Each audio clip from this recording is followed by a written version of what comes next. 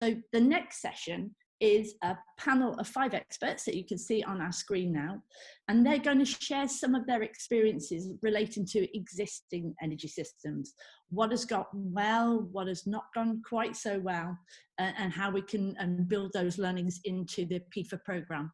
So I'm going to hand over now to Professor Jim Watson, who is our chair for the next session, to introduce everybody. Great, thank you, Jenny. I hope you can hear me okay. So first, can I add my thanks to you and Natasha for the Herculean effort of getting this online today. I mean, it's worked really well so far. So hopefully we can continue with this discussion, this panel discussion. As Jenny says, the idea is really just to learn lessons from where we are now, what's worked well and what hasn't, and what lessons obviously need to be carried forward in developing and disseminating low carbon smart energy systems. So we have a panel of 4 speakers. They're going to have 5 minutes each to speak. Please do keep to time. So as Jenny said, we are running a bit behind, and then we'll have a bit of time for questions as well. So I'm just going to go in the order of the slide we can see on the screen, if that's okay. First up is Marcia Paletti from Ofgem. Do briefly introduce yourself, and then your 5 minutes starts now. Thank you. Brilliant. Thanks very much, Jim, and thanks everyone for the chance to talk. I guess I'm in the lucky position of going first, so I'm going to rip through quite quickly some of the things I think have gone well and some of the challenges that we face going forward. I think in the UK, we've decarbonised the power sector very, very quickly. We've gone from less than 5% to over 30% in a little over a decade. And overall, the UK is seeing CO2 emissions sitting at levels last seen since 1888. Mostly the current renewables have been well integrated into the system. But I think going forward, we are going to face challenges. The system overall is becoming a lot lighter as the penetration of renewables means we've got many fewer plants with that inertia on the system. You know, and as an example, in the response to the 9th of August outage, Ofgem found that the outage has raised questions about how the ESO's management of the system is carried out. And the incident underlines the importance of the ESO adapting to a complex and changing world it operates in. So, you know, we have challenges around system management and further integration of renewables. Building on that point, ancillary services. So I think there's a good news story there. As the system's been changing, the sorts of products and services we need are also changing. And as a result, we're seeing rises in the volumes of ancillary services required. But in many places, this has been accompanied by unit price decreases driven by more competitive ancillary service markets. So these market reforms are having an impact. But linked to the point around a changing system and the challenges of integrating more volatile renewables, we're likely going forward to need new products and services and different, more dynamic ways of procuring these things. So I think that's a challenge. On the plus side in electricity, we've seen a shift to decentralized generation, and that means you can get generation being consumed much closer to source, lower levels of losses, and you can get potentially lower impact on the networks. But sometimes this distributed generation is creating additional challenges. When the system becomes unstable, sometimes distributed generation can disconnect automatically and often at the same time, and that creates additional problems. And distributed generation, which is generating at times when there's lots of power, it doesn't necessarily benefit the wider system. Again, on the plus side in electricity, for electricity networks, over time, there's been huge drive for cost efficiencies and significant improvements in key indicators such as customer interruptions and minutes lost. There's also been significant innovation happening. But the downside or the challenge is that under Rio 1, we've seen network companies making very high returns for those given levels of improvements. And going forward, we need to make sure the network companies are able to deliver investment where it's required, while still avoiding over-investing and creating stranded assets. On the supply side, there's been a whole lot of really interesting innovation. For instance, some of the smart EV charging, the time of use tariffs, the bundle offerings. But the retail markets overall are still really challenging. There's still obviously a price cap in place. Although we have seen innovation, it's still very difficult. And we're obviously working on the code review to try and improve some of that, and also on future retail markets. And decarbonisation going forward is going to provide a challenge, because there's a tension between the way the current market works and between trying to have potentially long-term consumer contracts that are designed to enable, for instance, the installation of low-carbon technologies. I'm running out of time. So gas demand is down significantly, and I think that's positive overall when you look at the drivers, which is increasing energy efficiency, for instance, better boilers, more effective industrial processes. So it's gone down by around 20%. And there's been lots of innovation in repurposing gas networks. Going forward, gas networks will probably need to take more responsibility for ensuring those networks are upgraded in an intelligent manner. And that means focusing on those areas where it's likely that hydrogen will be distributed in underground pipes. But on the other hand, avoiding over-investing and creating stranded assets. Heat networks, again, across the energy sector is a great success story. We've seen these rolled out to over 500,000 customers. And heat networks can be a gateway to low carbon technologies. But the challenge is there's no real regulation there. And there are problems for consumer protection. You often get higher charges than they've been predicted, and often lower operational performance. And then lastly, I think we're all recognizing the increasing cross-vector interactions across the energy sector.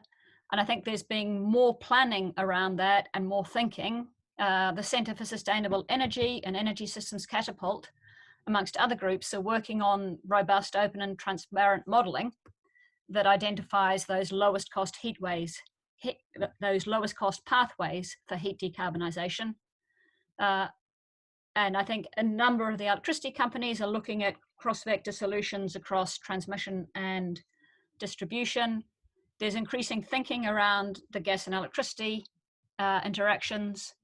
But I think we're still in a world where much of the planning that's going is not open, transparent, and replicable. And teams are often using quite different central assumptions and different boundary conditions. So there's many more aspects that we could talk about, but I'll leave that for the Q&A. Thank you very much. Thanks very much, Marcia. Lots of both positive points on progress, but also a lot of challenges coming up as we'd expect. So I'm going to go straight on to Dan Nichols from Cornwall Local Energy Market. Dan, over to you. Hi, everybody. Can you hear me okay? Yep, thank you. Thank you, Jim. So as Jim said, I'm Dan Nichols. I'm the Programme Manager for Centrica's Cornwall Local Energy Market. And this is a project which is a collaboration between Centrica and Enside, which is a Belgium-based data analytics specialist, Western Power Distribution, the local DNO in Cornwall, National Grid ESO, and two research institutions, namely Imperial College London and Exeter University. And our aim, just briefly, was to create and test a market-based platform for energy flexibility, and one which ultimately can coordinate multiple buyers, protect the network in the process, and provide as light a touch, fully automated solution for sellers as we can possibly create. And the good news from our perspective is the market's now built and operational. Our trials are drawing to a close. As part of that trial, we also installed a number of assets to create a kind of captive ecosystem to allow us to test the concept. and that included an aggregated set of 100 domestic batteries and a range of megawatt scale flexible generation and storage assets across a number of business sites. And where we are now is we're working on our plan to commercialize the local energy market platform with a view to achieve that next year, so that we can launch the technology into different geographies and potentially support a range of other different projects. Just to note, in relation to kind of our learnings, there are lots of good lessons around the detail in terms of installing things like domestic microflex, enabling DSR, flex business case development, and things like network connection challenges. And our focus going forward is really on how we can enable the growth and flexibility and the role it can play in decarbonising our energy system. But just a few more brief words really on perhaps what the UK is doing well and what's doing less well. From our perspective, it's really good to see that there's a clear strategy in place. I think this needs to be continually sort of stress tested against our decarbonisation targets. And as always, the devil is in the detail, but this is really helpful. It's great to see that Ofgem has a decarbonisation plan. I note that there's nothing specific there as yet on local energy, but I think provided Ofgem has a really good conception of what local energy is and the value it can deliver, then this can be built into the detail. And I think the other sort of good point from our perspective is that, LEMs exist, the technology is there, our solution is built and scalable, and it's really great to see the other projects that are being talked about today. But I think there are still clearly some barriers in place in terms of realizing the full potential that these digital marketplaces can leverage. Just a couple of other points around some of the things that perhaps have been done less well. I'm keen to see going forward that we secure greater alignment around our network connection arrangements and the rollout of flexibility. I'm pleased to see concepts like shared export connections present in Ofgem's thoughts, and I'd like to see other areas like cost-effective zero export connections for DSR solutions being looked at closely, so we can really break down the barriers to entry for flexibility. And I think we really need to look at in the future the kind of whole system evaluation of those barriers to flex enablement. And perhaps just a last point, which I'm sure others are interested in raising, discussing as well, is that whilst we've built the Cornwall local energy market to be technology agnostic, and the premise was that we build a tool that would encourage use of flexibility to help manage the electricity system.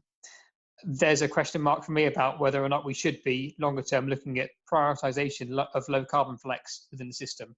And I'd be interested to hear other people's views on that. And I think that would probably do from me. Great, thank you very much, Dan. That's really great to have that experience from your particular project, and a couple of other challenges raised there. So third speaker is Professor John Fan. Apologies if I'm pronouncing your name wrong, but if you're there, your 5 minutes starts now. Hello, everyone. Can you hear me? Yes, thank you. Oh, hi. Yeah, thanks, Jim.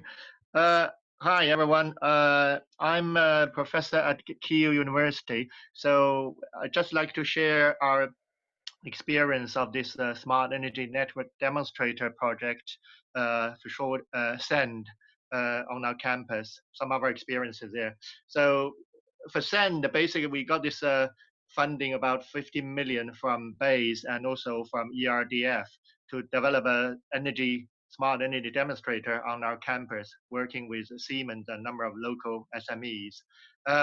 Currently, we are kind of in the middle of the project. In fact, about 40% of the infrastructure has been in place. So the idea is, because we own all the utilities infrastructure, so it's kind of like a privately owned network, and the campus is about 600-acre site. So one of the, actually this is the largest UK university campus. So it's kind of very similar to a small town and we have the energy demand is about gas about 40 gigawatt hour per year, and electricity about 14 gigawatt hour per year. So the idea is to develop both hardware and software and the smart technologies to develop into a like kind of a test bed for research and development, especially for local SMEs to test and trial some of the technologies. One of the things we find very, you can say, the positive side is part of this project.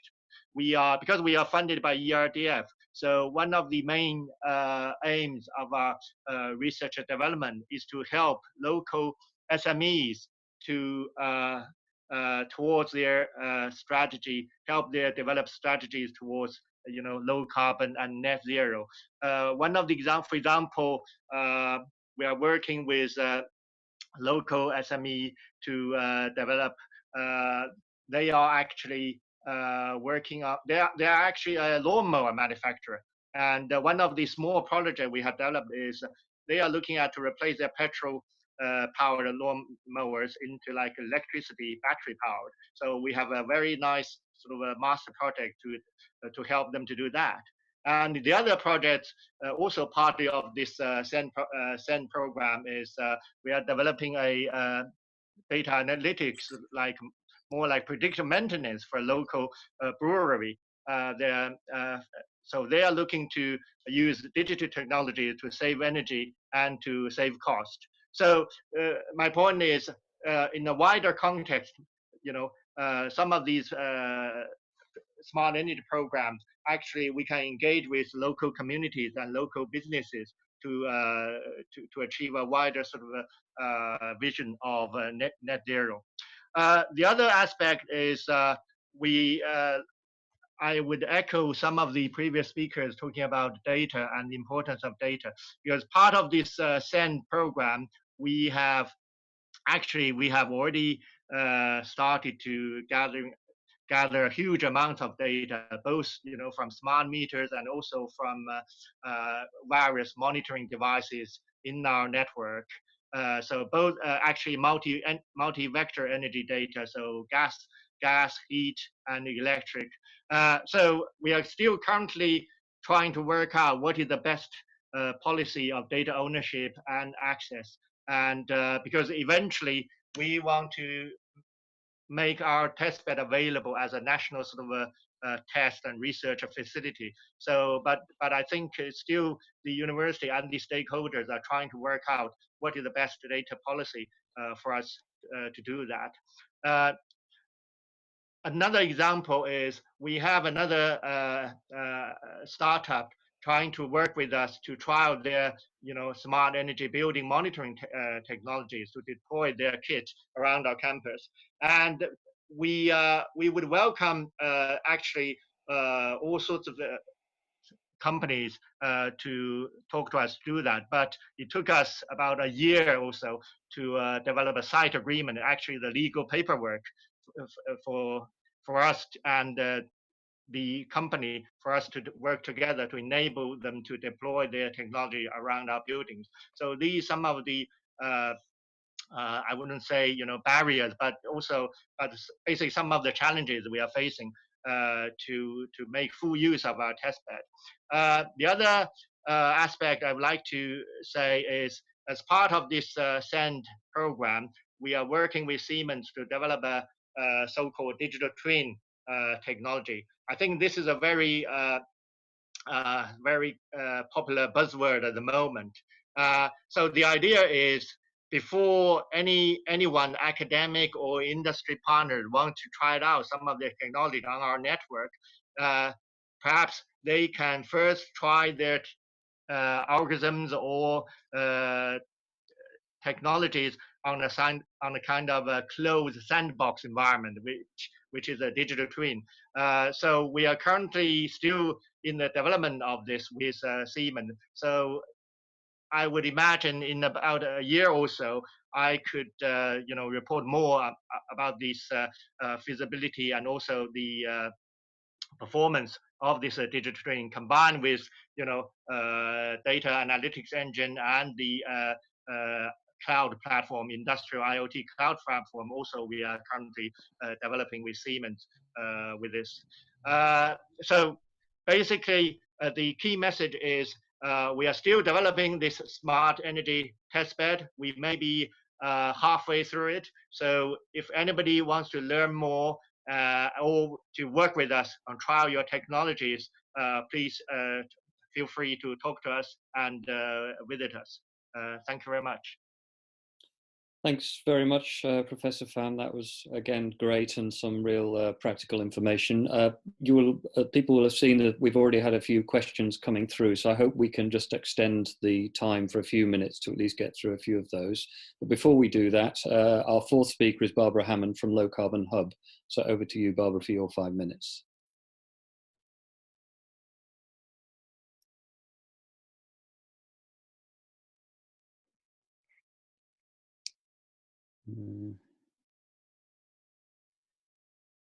Hi, Barbara, can you hear us?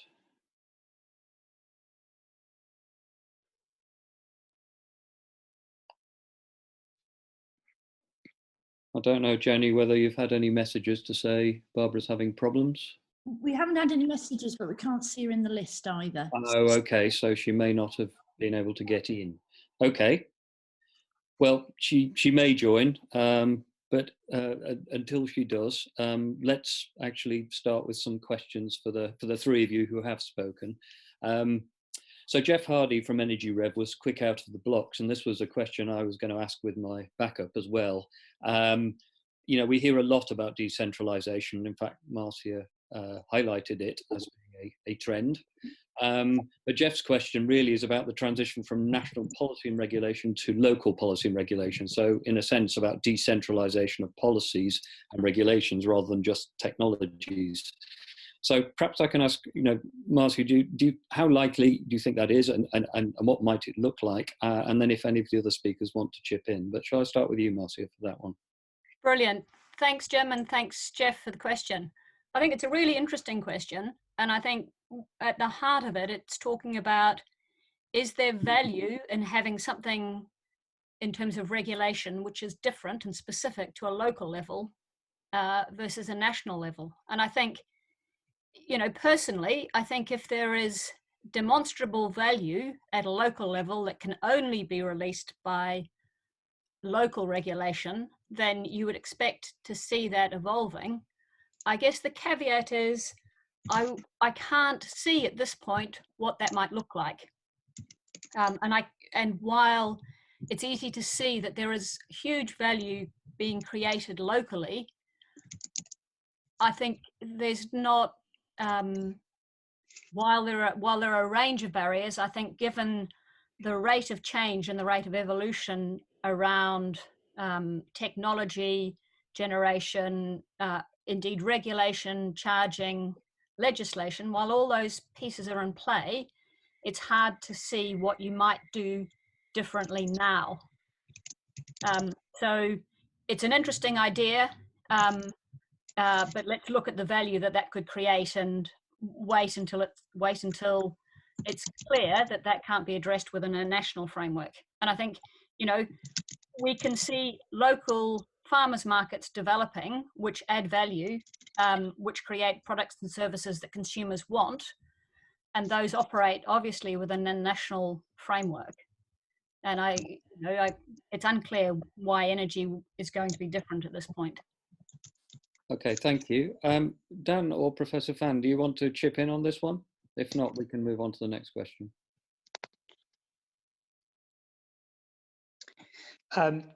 Dan speaking, if you can hear me. Yeah. I share those concerns. The question of policy at the local level has always been a tricky one. In my previous role, I worked with Cornwall Council and engaged in conversations around devolution, in particular in relation to energy. And it is really quite difficult to work out how the energy system is best served by a deregulated policy framework without a series of unintended consequences being arising. So my sort of thoughts around that is really around what can local energy offer that is different in terms of value, and if we can really land on some specific outcomes that are based on a series of value adds to the energy transition and also to things like the local economy, then there's a case to be made, and perhaps there can be some local initiatives based around that innovation zone to something that springs to mind. But I'm not personally clear where a kind of framework of local policies fits in. Yeah. Thank you, Dan. I mean, perhaps it's a theme that might come back a little bit this afternoon. I know the Energy Rev Consortium, which Jeff is part of, are working on this amongst other things. I've got a question, a specific question for you, Dan, while you're with us. It's about the scale of savings for individual households, and again, other panelists might want to comment as well. And it's from David Elms, and he said that he's heard that the scale of savings might be small, and so therefore quite hard to engage people or households. Have you got any comments on this about scale and so on? So, as I said earlier, we've done this with 100 homes. We specifically worked with solar PV and batteries supplied by Sonnen, and over the next few months we will be looking to report on some of those findings, exactly around performance and savings, the revenue stack and so on, and the intention is to make as much of that public as we can. So maybe watch this space for some of the detail, but I think as a general comment, I think that it's true that the cost of dedicated energy management assets within the home are relatively high compared to the revenues that can be accessed today, and that flex trading really needs to be part of the overall revenue stack. And I see it sitting alongside functions like self-consumption, time of use, price chasing, and I think that's how we kind of make the sort of the business case, if you like, for domestic flexibility work. Yes, I think prices need to come down, and sort of home energy management optimization services is personally, I think I see that as a bit of a gap, which will help to plug some of this issue. But platforms like the local energy market are really also designed to make it really easy, or as easy as possible, for Microflex to access both DNO flexibility services, but also ESO flexibility services. And it's technologies like that that will really start to make a difference in terms of leveraging and realizing the value of domestic flexibility. Thank you very much, Dan. Jenny, can I just check in with you, because I know we are over our original scheduled time. Can we run on for just a few more minutes? Yeah, I think another 10 minutes would be fine. Okay, great. Just so I know how long we've got to get through questions. We've got quite a lot of questions, so I don't want. Yeah, we have. Yes.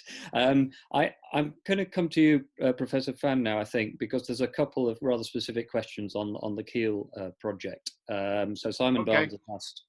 The first one is Simon Barnes has asked about the use of hydrogen in the gas supply. So if you can give a bit more detail on that. And perhaps while you're speaking, another questioner, Alan Burns, has asked about whether you've had any project management issues regarding schedule and budget, and just to ask when the systems will be in operation. So perhaps if you could those two questions, that would be great. Yeah. Okay, hi. So regarding the first question, so I didn't mention this. So actually, that hydrogen project is a kind of another separate project. So we are doing with Cadent, it's a high deploy. So it is one of the first trials of this kind. So basically, we are injecting 20% of hydrogen into the gas network on the campus. So because as I mentioned, we own the network, so the university owns the network. So we are currently, I think there are a lot of actually consumer engagement work ongoing in this project. So basically, we're engaging with local residents living on campus, so telling them about this hydrogen work, and then I think that the actual injection has already been going on for quite a while now. So it's going well. and we are currently apply for extension, some funding of extension to acquire a sort of the electrolyzer ourselves, because currently the electrolyzer was actually owned by ITM Power, and when the project finished in a year's time, they will take it away. So we are currently applying for further funding to extend that. So that's the high deploy project. So the idea, just to recap, the idea is we can inject 20% hydrogen into the gas network without changing the appliances and burners and so on. So we are currently using this as a university as a kind of a project for community engagement and also education, sustainability education for the whole, for the whole campus, both undergrad and postgraduates. For the other project management, so we have a dedicated team of project management, for both SEN and high deploy.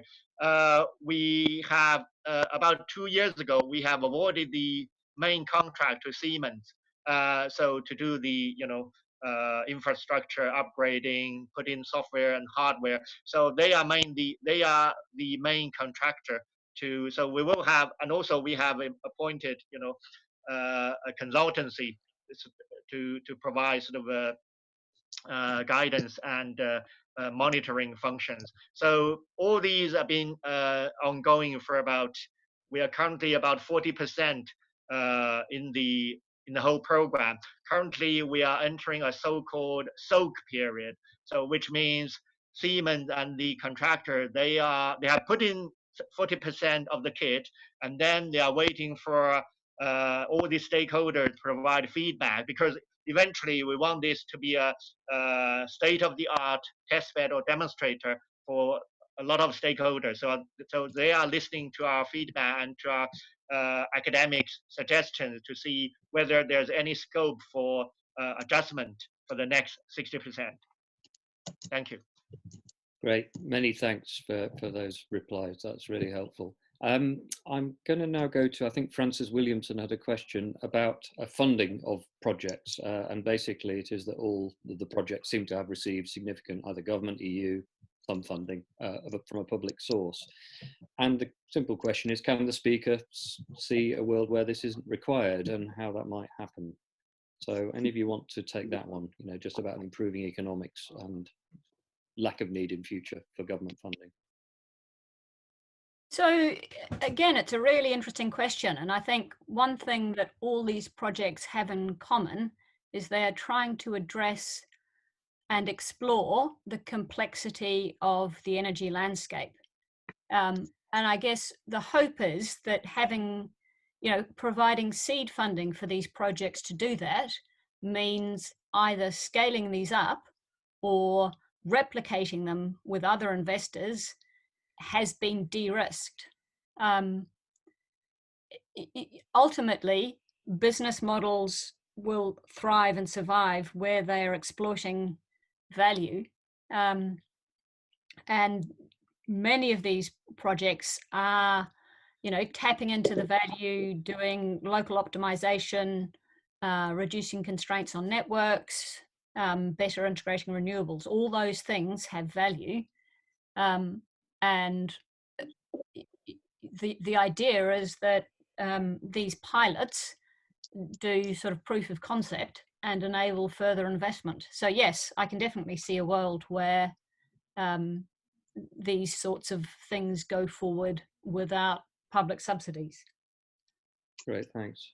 Any views from the other two panelists? Hi, can I chip in? Yes, of course. Yeah, so because we have been dealing with a lot of local small SMEs regarding, helping them to develop this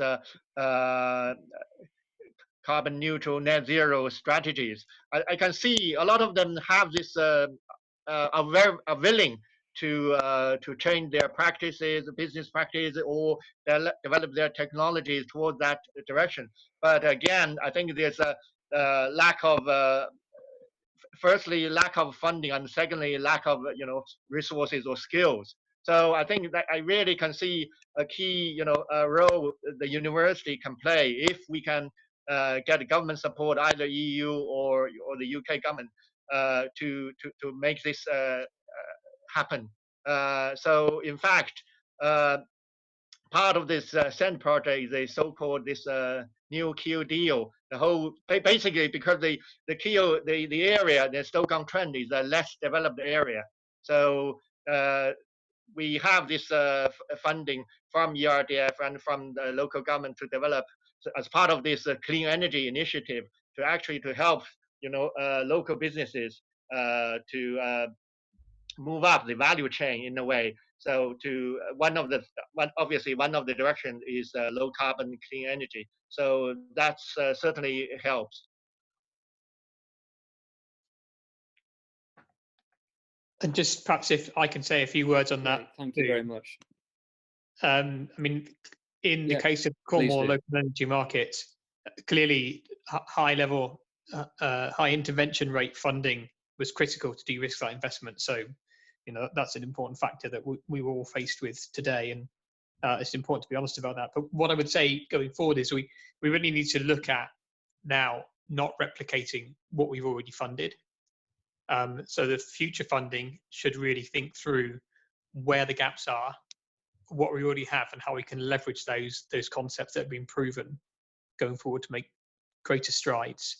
And I'd also want to see learning from these projects today and similar projects really kind of contributing to the creation of a level playing field in terms of regulations, so that concepts that don't require funding can be deployed as business as usual in our energy system. Thank you all very much to our panelists and to the people that posted questions as well. I hope you've enjoyed that discussion. We did have a lot of questions, so what I think we'll do is send those questions on to our panelists, and if the panelists don't mind, we can you can give your answers and we can circulate those to everyone after the event.